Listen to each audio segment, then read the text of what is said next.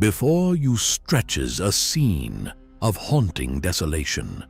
Not the shadow of the Great Pyramids, but a place equally steeped in ancient power, yet far less known.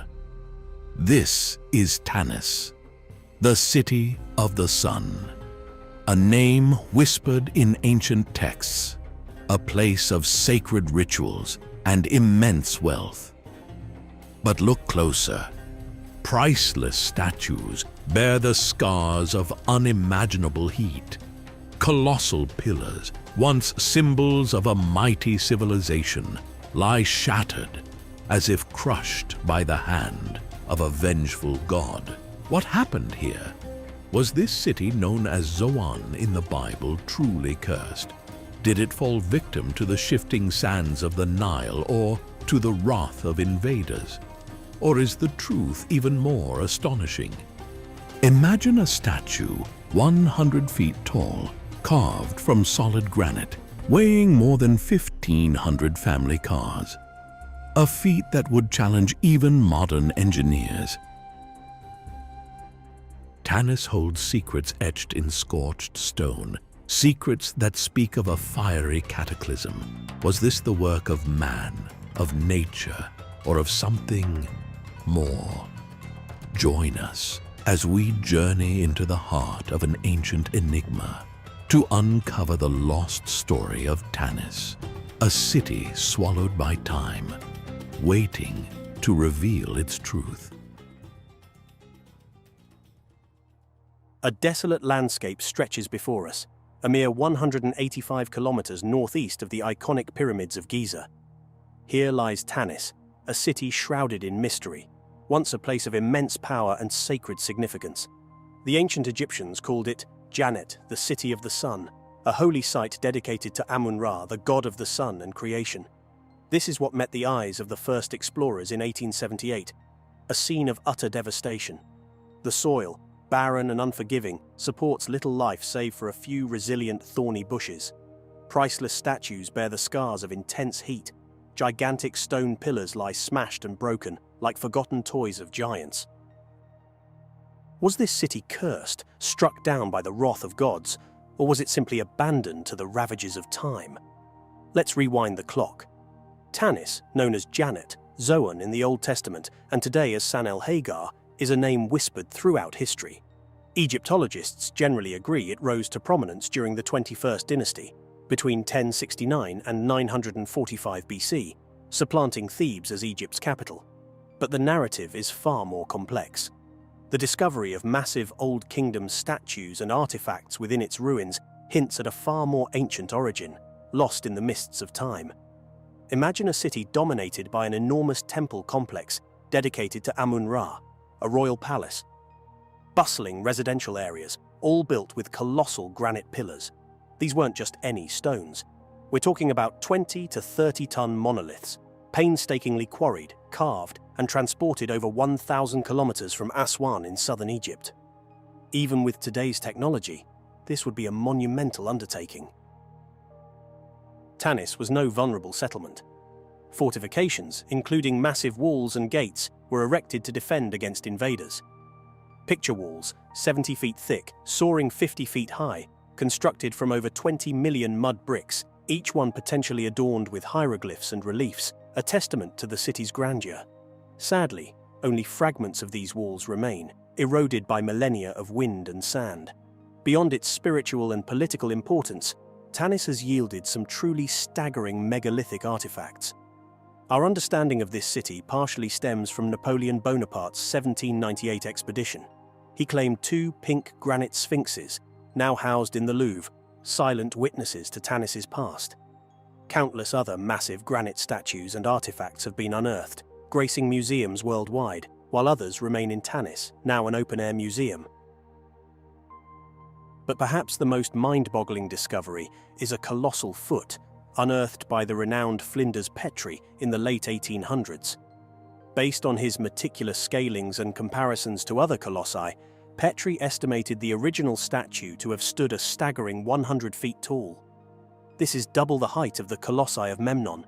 How did a civilization, using seemingly primitive tools, copper chisels and wooden rollers, carve, transport, and erect a statue weighing an estimated 1,500 tons. It's a feat comparable to building the Statue of Liberty. The mind reels at the sheer scale of this undertaking. In 1939, French Egyptologist Pierre Montet made a discovery that should have rivaled Howard Carter's find in the Valley of the Kings. He uncovered the royal tomb complex at Tannis, containing 3 intact burial chambers. The treasures within were breathtaking: golden masks, bracelets, tableware, necklaces, and ornate sarcophagi, all crafted with exquisite artistry. Had it not been for the outbreak of World War II, these treasures would undoubtedly be as famous as Tutankhamun's. Even today, Montet's discoveries at Tannis are relatively unknown, overshadowed by the more publicized finds. The exact cause of Tannis's decline remains a puzzle. The conventional narrative, favored by many Egyptologists, points to a shift in political power, with cities like Sais and eventually Alexandria rising to prominence. The changing course of the Nile is another factor. As the river shifted, it likely caused flooding and erosion, rendering the area less habitable. However, let's delve deeper. If the city was simply abandoned, wouldn't the inhabitants have taken their valuables? Why leave behind hoards of treasure? The photographs from the initial rediscovery of Tannis reveal a scene of almost biblical destruction. And perhaps there's a reason for that. Remember, Tannis is the biblical zone. In Ezekiel 30:14, the prophet foretells its doom. "I will lay waste to Upper Egypt, set fire to Zoan, and inflict punishment on Thebes." Could this be a clue? Egypt's fertile lands and strategic location have made it a battleground for millennia. Alexander the Great, the Sasanian Persians, and the Crusaders all marched through this region, leaving their mark. Could fierce battles have contributed to Tannis's destruction? Earthquakes too have plagued Egypt throughout history. While they could explain some of the damage, they don't account for the scorch marks found on many artifacts. Look closely at this statue. The right side of its face shows clear signs of intense heat.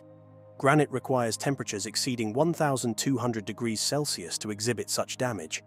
Was this divine retribution, a lightning strike, a meteor airburst, or the result of a more earthly weapon? One intriguing possibility is Greek fire, a devastating incendiary weapon used by the Eastern Roman Empire from around 672 AD.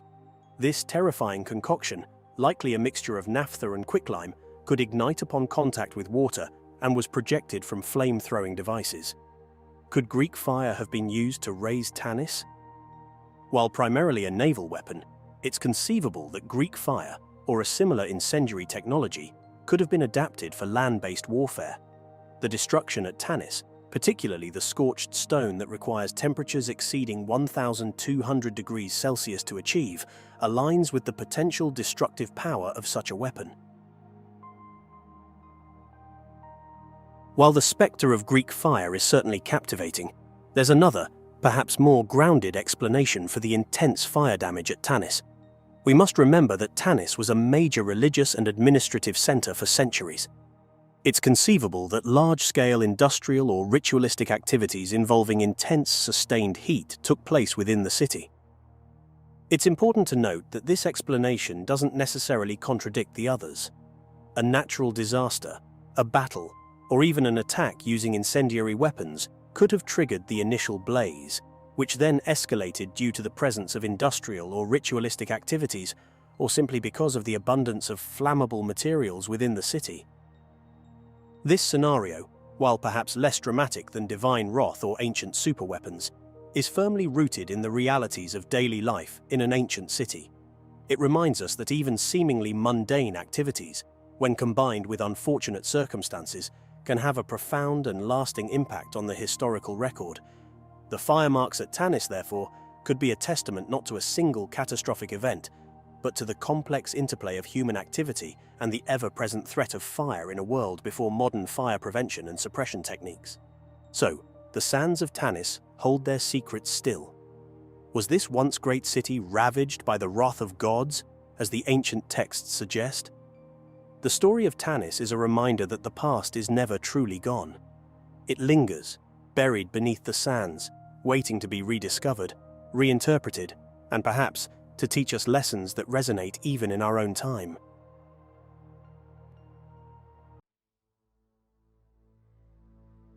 When you picture ancient Egypt, what comes to mind? Majestic pyramids, powerful pharaohs, mummies shrouded in mystery, perhaps their pantheon of gods, Isis, Horus, Ra. But Zeus? Probably not the first deity that springs to mind. Yet a recent discovery in Egypt's Sinai Peninsula has unearthed a lost temple dedicated to the Greek god of the sky. Egypt, once a mighty empire, had been weakened by internal strife and external pressures. The Persians, under Cambyses II, dealt a significant blow by conquering Egypt in the 6th century BC. Although Egyptians managed to regain independence for a time, they were never quite the same force. This vulnerability paved the way for Alexander the Great's conquest in 332 BC. Unlike the Persians who largely imposed their rule, Alexander cleverly integrated himself into the Egyptian framework. He recognized the power of the Egyptian gods and even participated in their rituals, a strategic move to gain the acceptance of his new subjects. He started the construction of a temple dedicated to the goddess Isis, demonstrating his respect for Egyptian religious traditions. After Alexander's untimely death, his vast empire was divided amongst his generals. Ptolemy I Soter, a shrewd and capable leader, emerged as the ruler of Egypt. In 305 BC, he declared himself pharaoh, marking the beginning of the Ptolemaic dynasty. This wasn't just a change in leadership, it was a cultural shift. This Greek dynasty reigned for almost 300 years, ending with Cleopatra's tragic death. The Ptolemies brought their Greek heritage, including their mythology, into Egypt.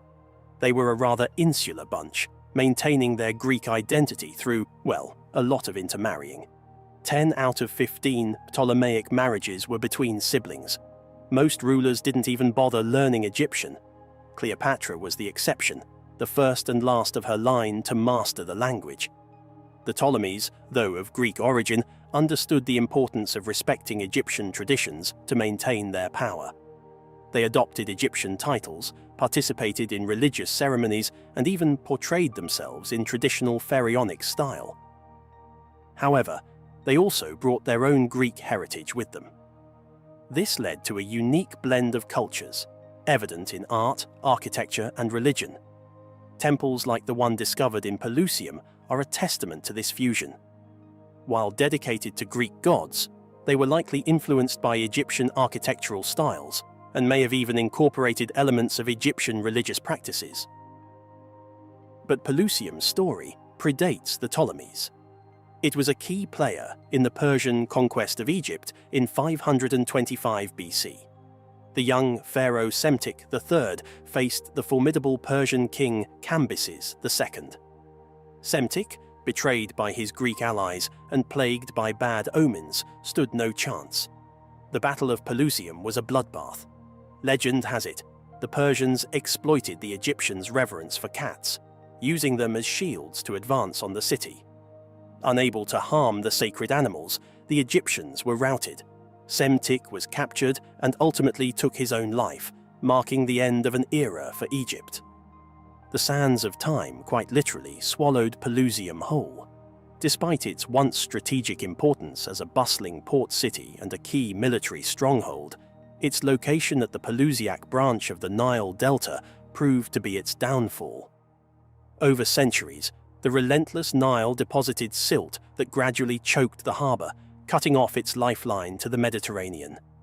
As the coastline receded, Pelusium lost its strategic advantage and its economic importance dwindled. By 1100 AD, it was completely abandoned, left to the mercy of the encroaching desert. The city's decline and eventual burial under layers of sand explain why the temple remained hidden for so long. Early excavations in 1910, led by French Egyptologist Jean Clédat, offered tantalizing clues. He uncovered inscriptions mentioning a sacred enclosure dedicated to Zeus Casos, but the temple itself remained elusive. Fast forward to 2022, and a team of archaeologists from the Egyptian Ministry of Tourism and Antiquities, led by Dr. Mustafa Waziri, were conducting excavations at the Tel Farama site, the location of ancient Pelusium. They unearthed massive granite columns, some reaching a height of 12 meters, toppled and fragmented. These colossal columns, along with limestone walls and other architectural elements, confirmed the existence of the long-lost temple of Zeus Casos. Mount Casos, a towering peak located on the border between what is now Syria and Turkey, held immense religious importance for millennia. It was revered as a sacred space by various cultures, including the Canaanites, Phoenicians, and Greeks. For the Greeks, Mount Casos was inextricably linked to Zeus. The epithet Casos likely derives from the mountain itself, suggesting a fusion of the Greek god Zeus with a local deity worshipped on Mount Casos. This blending of divine figures reflects the cultural exchange and syncretism that characterized the ancient world, particularly in regions like Pelusium, where different civilizations converged. Mount Casos was steeped in mythology.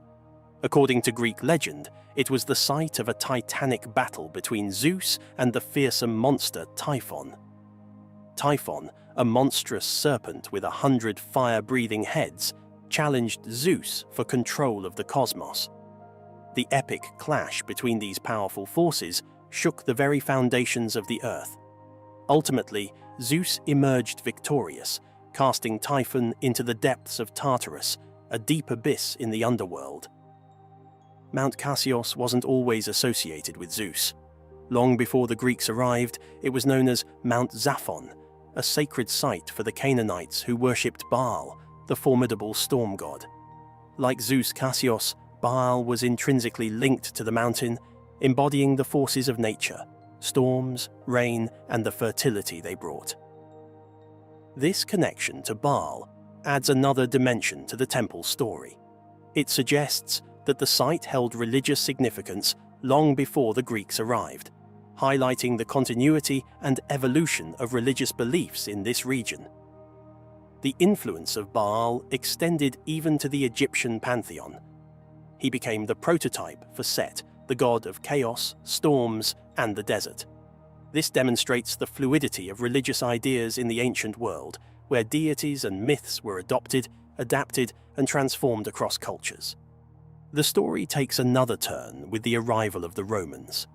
Emperor Hadrian, known for his passion for Greek culture and his extensive travels throughout the Roman Empire, took a particular interest in the temple of Zeus Casos.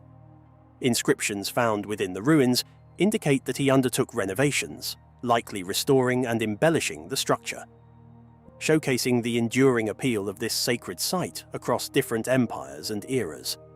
The Temple of Zeus Casos at Pelusium truly embodies the cultural melting pot that characterized the ancient Mediterranean world. It reflects the convergence of Canaanite, Greek, Egyptian, and Roman influences, highlighting the exchange of ideas, beliefs, and artistic traditions that shaped this region. This archaeological discovery provides a tangible link to this rich and layered past, reminding us of the interconnectedness of ancient civilizations. If you enjoyed this journey through time, then prepare yourself for our next adventure. We're delving deep into the heart of ancient Egypt, a land of pharaohs, pyramids, and mysteries waiting to be unearthed. Join us as we explore the life and legacy of Alexander the Great, the Macedonian king who conquered Egypt and forever changed its course. Discover how his reign ushered in a new era of Greek influence, revitalizing the economy and transforming the cultural landscape. Uncover the secrets of this ancient civilization and witness the clash of cultures that shaped the destiny of Egypt.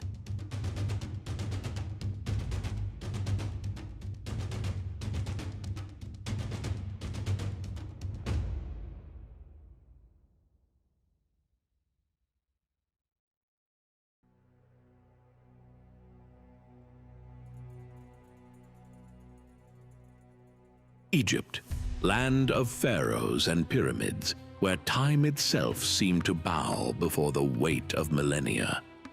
Yet by the mid-4th century BC, this once mighty civilization was a shadow of its former glory, its people yearning for a savior.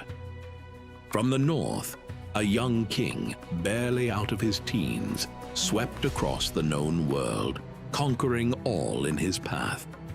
Alexander the Great. His eyes were set on the Persian Empire, and Egypt lay directly in his path.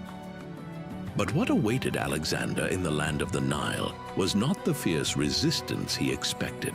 Instead, he found a people desperate for liberation, a culture ripe for transformation, and a destiny that would intertwine his name with the very soul of Egypt. Forever. This is the story of how a conqueror became a pharaoh, a god, and a legend. This is the story of Alexander in Egypt.